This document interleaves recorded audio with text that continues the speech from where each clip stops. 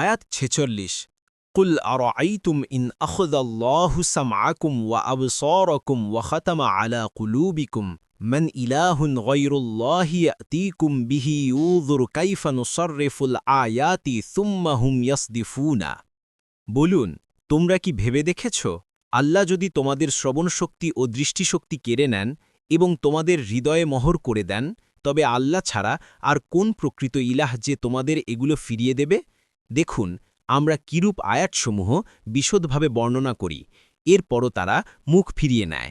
আয়াত ৪৭।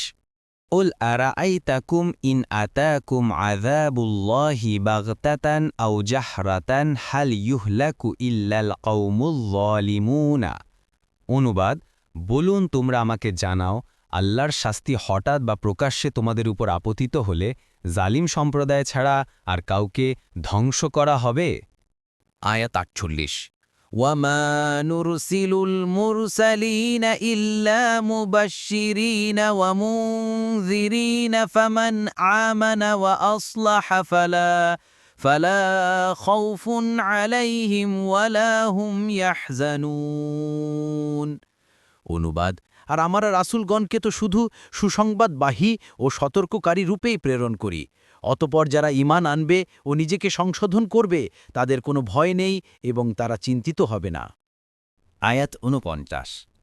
والذين كذبوا بآياتنا يمسهم العذاب بما كانوا يفسقون।